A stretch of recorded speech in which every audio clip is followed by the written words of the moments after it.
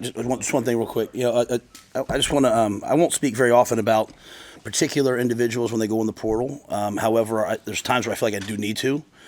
And I'm talking about Jack McAllister. This is an amazing young man who committed to us, and had the team mentality to stay with Washington through their bowl game, and they came to us.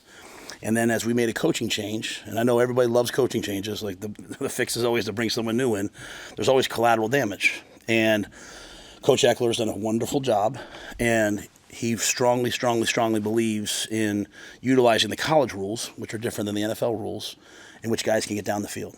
And so we will be more of a rugby punt team. And so throughout the course of the spring, we've both rugbyed and done traditional punt. Traditional punt is what Jack's great at. He's an excellent player that we hope has a chance at the next level. And so when we met with him on Thursday, when first Coach Eckler and then myself met with him on Thursday, we let him know that, hey, we would be moving in that direction, away from what he's good at. And while we offered him he certainly can stay, it's probably in his best interest to go and find something that's schematically what he does. And so, excuse me, I'd find myself if I did that in a team meeting. He asked if he could continue to stay and be at practice because he wants to finish what he started, which is just the caliber of person we're talking about. He was out there today. But I know he posted something on social media, and I know immediately when that happens, normally there's, hey, why would you ever want to leave here? And so I just want to be very clear that this is a young man who I feel terrible about the circumstances. When I met with him, he was so professional, so, obviously deeply disappointed. As he said, Coach, I'd love to stay here. I love the culture. I love everything that I'm experiencing, but I feel like I probably need to go look for something. I told him I don't know if I would have handled it as well as he handled it. And so I don't feel good about how it happened. I don't feel good about the situation. I don't feel good about it, but it is what's in the best interest of us moving forward, schematically and special teams wise. And he obviously, if he doesn't find something, I told him we'd love to have him back. We'd love to honor all the commitments we made to him. But this is a separate situation. So, we want to do right by guys. As I tell them, I'll tell you the truth all the time. I don't want to. I don't mind disappointing you, but I hate to have you say you lied to me. It's better that he knows now than in the fall. And so once that decision was made by Coach Eckler and stamped by me, we're going to move in that direction. So I just wanted to make that very clear, that he's not a kid that deserves anything other than, I hope Bryant, Vivian, Leona grow up to have the type of character in the face of adversity that he had. So, and I want to make sure I certainly address the fact that I hate the way it happened for us timing-wise and the way that, we transitioned. So in football, you're going to change your scheme, but this is completely away from what he would be able to do. So, we'll try to help him as best we can. So that was long. I apologize. Secondly, obviously Lee Corso, I know he's announced he's retiring. I love college football. I've grown up around him, just watching him, and I want to thank him for his contributions to the game. He's meant a lot to everybody, and I know he's going to do one game. I expect we'll have them here this year at some point, and we'll miss him when he gets here. And we had 1890 donors out there at practice today. I want to continue to say thank you to them. Well, I know we're hoping that things go to revenue share. NIL's not going away. And, every year we're on more and more of an even playing field in all of our sports because of the people who give to 1890 and the Pede family. So thank you to them. And then finally, I just want to make sure, I send my hearts and prayers out to Coach Eckler and his wife as they deal with the impending death of his wife, his mother-in-law. So he went back yesterday. I'm sure he wouldn't want that to be too public, but this is the type of man that he is, that he went back to be with his wife as they are in those hours, and I appreciate him, and his two assistants did a great job today. So that was long. I apologize, but I feel like Jack deserved that. So with that, I'll see what you guys got. What is the timeline on bringing in a rugby style punter? We'll bring someone in this summer. Yeah. So obviously, we go to school till May 10th, and then the guys report back for summer session June 2nd. So, we have some things in the works, and some plan A, plan B type guys. But it's just such a unique difference between the pro and college games in terms of what you're allowed to do. In the pros, you can't pass the line of scrimmage until the ball is kicked. So you have to have all these big guys. And in college, you can move down the field, but to do that, run down the field when the ball's snapped. But to do that, you have to have, a moving launch point. So when you look back to last year, especially as we've talked about the wins here, especially if we talk about the different unique situations that are here, to us, a rugby-style kick takes advantage of the rules, takes advantage of our unique game day atmosphere here in the weather. So schematically, it's a no-brainer, and we'll just have to bring the right guy in. In terms of recruiting, you've had a lot of guys be able to watch practice. Just what do you think that they've been able to see in those practices, and what kind of feedback have you gotten?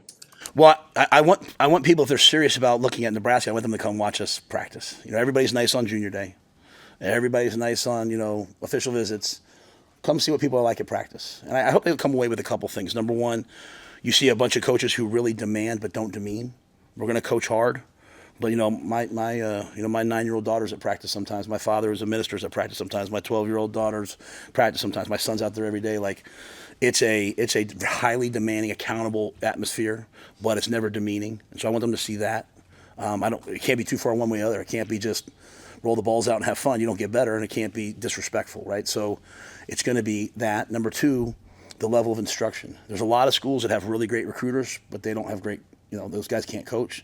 A lot of schools have good coaches. We're trying to find the middle. So I want them to come see DeKeel coach. Yeah, he's a great recruiter, but he can really teach and instruct and just carry that on the line down all the coaches. So I want them to see that. I want them to see our precision, our attention to detail, right? I want them to see the atmosphere. I want them to see that there's no silos. I want them to see that everyone's speaking the same message, though with different words. There's only one message here. Player development, helping people get better, but people say it in different ways. So as they walk around practice and they see Kristen doing her thing, or Gus, or Dr. Stout from a mental performance standpoint, we're all engaged. And I want them to, one thing I always ask them is can you tell the difference between the starters and the walk-ons in terms of the way they're being coached? And people can't, and that's important to me. My job's not just to coach the players that I think are going to play. My job's to coach everybody. My job's to make everybody better. So I want them to come and see all that, and I want them to see us, be in a highly, highly detailed, competitive environment. Still see guys having fun, right? Still see guys enjoying the competition. I want them to see Mudita. I want them to see guys celebrating when the guy at their position might make a play. They're not mouthing off. They're not angry when a guy makes a play. They're celebrating and see the joy that we try to build in our locker room. So I think it's very important to come to practice and see that. And then our practices are pretty cool, man. You got former NFL players, former Husker greats. You got a bunch of high school coaches. I mean, some days you have the governor, some days you have Tom Osborne. There's a lot of people here, and I think it sends a message how important football is at the University of Nebraska. I know you touched on this Saturday, but how much or in what ways does it complicate some of the conversations you're having with players as spring practice ends because of the uncertainty around what's going to happen with the 105? Yeah, so I'm glad you asked that. The 105, it sounds like it's going to stay at 105 from what I'm seeing. And, we've already had most of them with everybody. I'm going to, we're going to do the Husker Games next Saturday. I called Troy last night. I'm going to go live and do some red and white stuff. We have a bunch of guys that this could be their last time playing in that stadium. We have a bunch of guys that are fighting to make the 105. We have a bunch of guys who, I can't do it when you guys whisper on the side. It distracts me.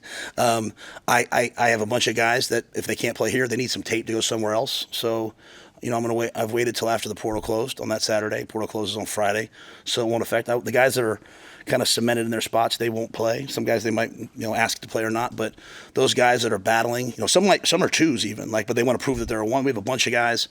So we're going to do the Husker Games. We're going to bring out a bunch of Husker greats. We're going to have a bunch of competitions like the Pro Bowl. But I'm going to put the ball down a little bit and play some live football. And no Big Ten Network. No. It's just if you love the walk-on program, and you love Husker football, and you love those kids that have, in the face of being told they're not going to make the 105, still did the Naturals this winter. I don't know if I could do that. I don't know if I could. What Jacob Brandel has done. You know what I'm saying? And I just pick him because he's a walk-on player. I don't know if I could do what Jacob Bauer has done. That I could do the most demanding schedule that I've been around. Guys come from other schools like, Coach, this is demanding. Guys leave here sometimes because, Coach, this is too demanding. We've got guys who do this schedule after being told you're not going to be in the 105. So I'm going to put them out there. And I tell my wife and kids to come watch them play. Could be their last time. Maybe they'll end up being a starter here someday. I bet you there's someone that plays in this thing on next Saturday that'll be a starter someday. So we'll celebrate the former players.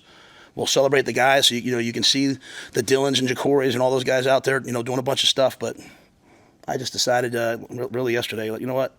When they decided it was 105, I owe it to those kids to let them have a chance, one last chance, to go out there and put some stuff on tape. And then if they're not going to make it, we'll send that tape to all the schools that they want to. They'll have some more tape to send out. But I hope our fans, like I said, I hope our fans will come out and watch those kids. So it's, I thought this would be grandfathered in. I really did, Mitch. So I was kind of banking on some of that. And then when I was told, no, it's going to be 105. And I think you're going to be able to bring more guys to camp, and you're going to have to compete for it. Guys who are out for the year, I think there'll be an exception. So you'll probably be more than 105. But I can't tell you how grateful I am for the kids that are still here, knowing that, hey, my odds aren't that high. They'll be the guys someday that run the country. I made a point today out there with Jacob Bauer. You guys ask me who's flashing, who's not. I hope our coaches have done a pretty good job this spring of not singling a bunch of guys out, but trying to talk about the group, because sometimes we single a guy out, it goes way here, way there. But this kid, I can't even let him go to twos anymore because he plays like a starter, and he wasn't even invited to camp last year, and he pays for school, doesn't have an NIL deal, and he just plays and plays and plays and plays and plays and plays. So. He won't practice next week because he's not just in the 105. He might be in the starting lineup / some of the packages we'll do. But there's some other guys like that I just owe it to them to give them a chance. So, yeah, we're going to play live football next week. How did you come to that decision? Was it like a aha moment? Was it just through some conversations that you had Prayer. with some of those guys? Okay. Honest to goodness, prayer. Not praying about what should I do with the 105, but just, I'm my dad's a minister. I ain't the best Christian in the world. But I work at it a little bit, and I just had some quiet time the other day, and just sometimes you take some quiet time, whether you meditate, whatever your religion is. I'm not here to advocate. I'm just saying, like, I put my phone down every once in a while, turn the music off. I don't sleep very much. You can tell I slept last night right now probably because I actually have some energy right now, but don't sleep. But every once in a while, like just taking out all the distractions and just being at peace with whatever your worldview is, and I just started feeling gratitude for some of these kids, right? And this time of year, what's so unfortunate is we talk so much about the kids who might leave, or the kids like who did leave, who said, like, they're just kids, man. They're 19. Like, if you could have put a camera on me at 19, it'd be scary. So I just started thinking about some of them, and it just kind of kept hitting me. Like, my son's a freshman here. My son shows up with the strength staff every Tuesday, Thursday, Saturday to do a 6 a.m. workout. He missed this morning. He missed. I was like, CJ, the strength coach, texted my wife and I'm going to have to kick Brian's you-know-what this morning. And I'm like, when he's your own kid, you're like, he's a kid. He's growing. But I put so many demands on these other guys at the same age. And so I don't know, like, not to be too whatever, but like just in quiet moments, I just was like, man, some of these kids, I didn't ask them. I did what was right because of the portal and all that stuff, but there's some kids who deserve for us to go play. So, I wanted all this, I just kind of waited for it all to die down, waited for the portal to open, and then asked Troy yesterday if this was okay. I haven't told Haven. Poor Haven's over there sitting right now, probably texting people like, hey guys, guess what we're doing? I walked in with Keith. He thought I was joking. I said, no, I'm going to tell him that we're going to scrimmage next week. And I'm not doing it to have people come to the game. And I'm not doing it for anything else other than I just want to give those kids a chance to show what they can do, if that makes sense. You envision it mostly being 2s and 3s? Yeah, I mean, or not even all the 2s, right? I mean, it's, like basically the way we look at it, like, we have a 53-man roster like an NFL team, and we have like a second 53, and the guys trying to make that second 53. So it's probably, maybe the first 60 guys don't play, and then, just those guys that are either trying to prove that they can go from being a 2 to being a 1, or, so just anybody that we think still has meat on the bone left to prove, and if they want to play. Now, I can just tell you this. I'm out there every day, and I'm like, hey, red zone lockout, Thud, and Dane Keys, like, make it live. Emmett Johnson, I mean, they love football, so this is the team I've been waiting for. In terms of that, this is the team I've been waiting for. But yeah, I think it would mainly be the, I don't want to steal Wep's away. Like, we took a young man, Trent Euler, who's been playing fullback, moved to a linebacker, and he's a natural out there, right?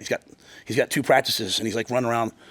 So what am I going to do? Make him next week go out there and, wear spandex and just do whatever? I'm going to give him one more chance to prove, show what he can play. And because I know he can play. And there's lots of guys like that. So, again, the Husker Games are going to be on. That'll be fun. I think we'll see the personality of a lot of the guys, but we're also just going to add in, unless Haven tells me after this, no. Put a lot of pressure on you right there, Haven. But we're going to add in some football for those guys. It's not a battle for the 105 or anything like that. It's just more like, these guys deserve a chance to put it on tape. Another question about recruiting. You had mentioned, the 105-man roster and all the things going on. You're probably not going to sign as large of a recruiting class this year, and there's a lot of good players in the state. How do you kind of walk that tightrope between reminding players and coaches in the state that you really value kids here, but simultaneously knowing that you might not be able to bring all of them here? I have one job, it's to win at Nebraska. Okay?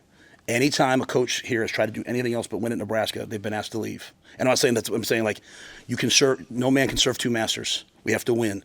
Everyone cares about everything else when you're not winning. When you win, I mean, Tommy Frazier was from where?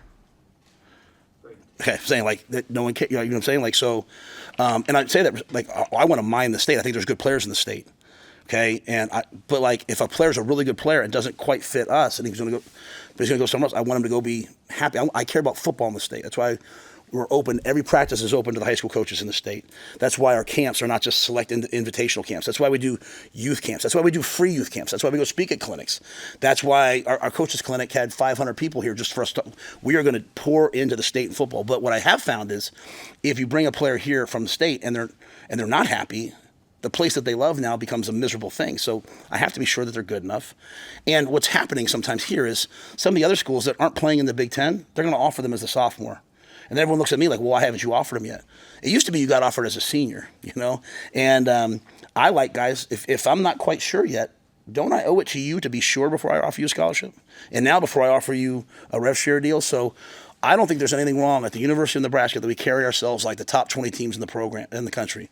And the top 20 teams in the country, if they say, hey, we like you a lot, but we want you to come to camp, you'll come to camp, you know, going into your senior year. So there's lots of kids. I would love to recruit them. They've committed to a Big 12 school or somewhere else like that. Come to camp. If you want to play in the Big 12 over the Big 10, oh, I got it. But make no mistake, there is a big difference. And Big 12 is going to go nuts now. I know that. And I'm going to be on X and all that stuff. But it's the reality. The Big 10 and the SEC, especially moving forward, are going to be here in terms of everybody else. So I have to worry about what's Ohio State doing, what's Michigan doing. So I love the state. I love the players. And we're gonna take a bunch. You know, so we've taken some as walk-ons. We've taken some as scholarship players. I just have to be sure that they're good enough. And I don't think asking guys to come to camp is the whole thing like, hey, you should be the first offer at Nebraska. You know, desperate teams always set the market. Let me say that one more time. And rev share and all this, desperate teams set the market. So if they know that, hey, straight up, we can't beat a Big Ten team or we can't beat Nebraska, then we better offer them a year earlier and say Nebraska doesn't care about you. We care about you. We just we got to make sure that you're going to help us beat Ohio State. That's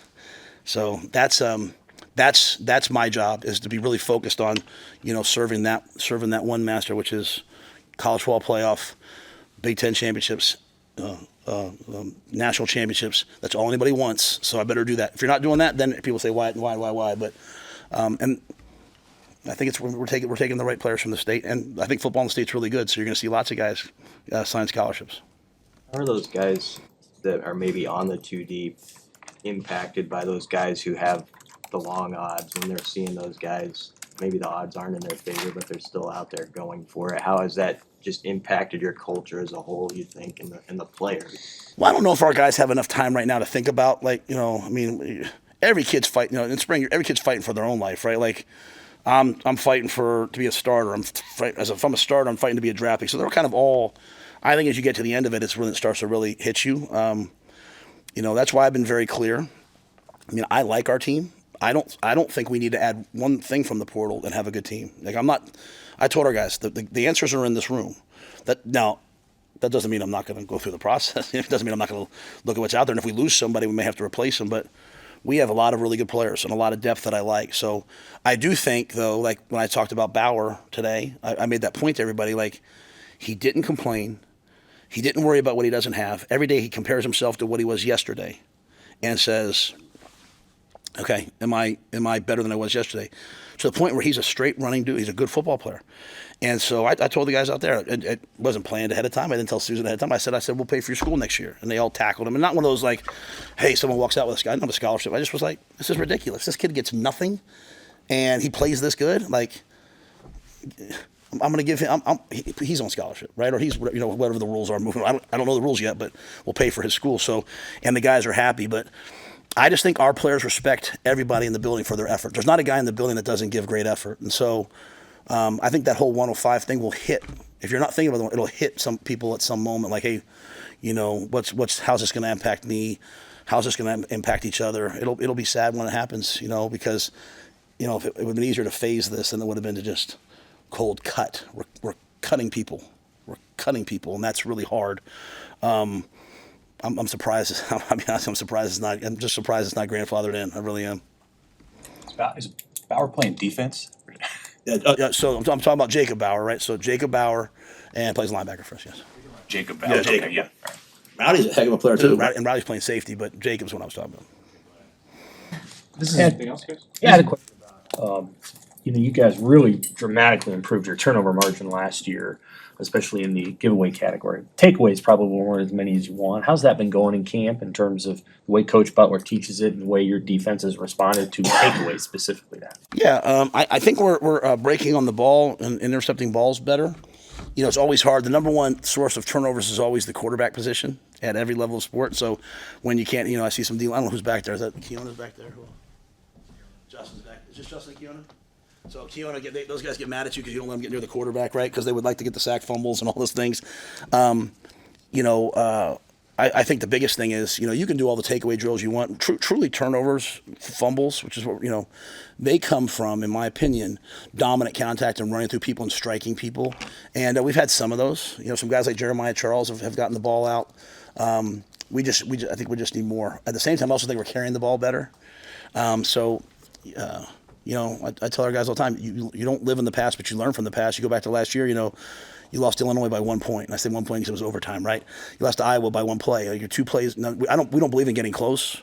We believe in the urgency of the details of carry the football right and knock the football out, right? Knock the football out. So we have got to continue. But I won't know that, Sam, honestly. You don't know that till the season. You really, because, if you're knocking a bunch of balls out, great on defense, but on offense we must be terrible. So I like the way we're practicing. I like how physical the guys are, but I like how attention to detail we've been. We're just going to continue. We're still young in some areas to grow that. But the turnover battle, it's been since 2016 that Nebraska has been plus in the turnover battle for a season. So we were horrific.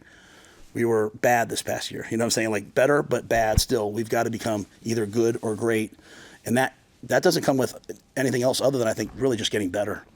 When you're better, you win the turnover battle. Is this the team you've been waiting for? What do you mean by In terms of why do we have to go? No, not everybody. I'm saying like this is the team when you have a fourth-year guy who started in the SEC. You've got Emmett Johnson, who's a starting tailback.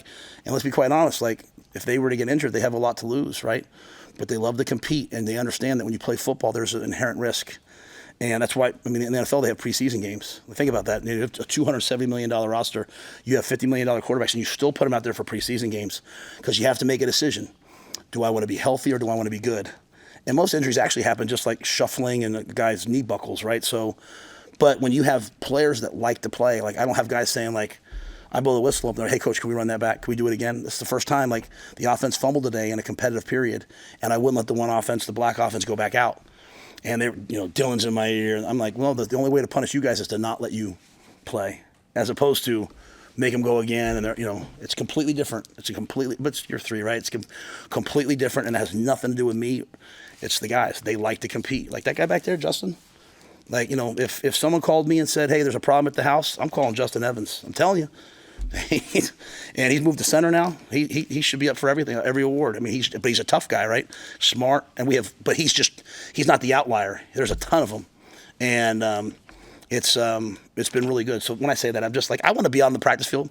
If you come to a practice and you hear me yelling and screaming, I kind of sit there and talk to Susan, talk to Hay. We got what we got going, and so they love to practice and they're competing at a high level. So I'm happy about them in terms of that. Roster down, do you find yourself hearkening back to when you were an NFL coach, and do you kind of refer to the situations that you might have had to go through then to now, adjust to what it is now? That's a great point. I think this is way harder. At the end of that, that's business, right? That's whatever. And those kids, if they get cut, they can get picked up by another school. Now that's why we're telling them now, if they want to get in the portal. But I just don't understand. In August, I'm going to walk into a kid and say, hey, thank you for everything. Thanks for training 7 days a week. That's for having your body weight at this. That's for you can't be in the facility anymore. What I'm gonna say, not I can hang around and no, you can't be in the facility anymore. You're gonna go from being on this football team for 2 years to being a regular student. And go sit in the stands, and they'll be sitting in the stands watching a game. Man, so while the narrative out there is, hey, this kid asked for this amount of money. I don't know. I'm talking about like nationally, right? There's all these national stories. I pay attention to those, and I understand this is a business. I like to talk about also though the Jacob Bowers and those kids that are just fighting for whatever. Because I don't care if you get one thing. If you get to eat in this cafeteria every day, you should be pretty grateful, right? And so, but it's going to be really hard. And this is the last time we'll actually be able to talk about it because it's going to go into effect. And I'm not going to complain about something once it's changed. And I understand why they did it, but it's the human capital, it's the human effect that is unbelievable. That's why I didn't like coaching in the NFL. I love the players. The players looked at me like, oh God, here he comes. Like I was the guy like deciding their futures, and I don't want that. I want to be there. Like I walk off practice today and there's Elijah Judy's, wife and son. I'll go over. I like to play with Coda. I like to be talking about guys' grades. I don't want to be, hey, we're cutting you. But so I've done it before. I've been a part of it. You become very dispassionate about the relationships with the players if you want to be really good at that. GMs and those guys, it becomes very transactional, and that's never been what the University of Nebraska is, and that's not been who I am. So. But this will be the only year we have to do it, I guess, right? After that, it'll be kind of set and we'll adjust. But this first year will be really difficult. Thank you. Thanks, man.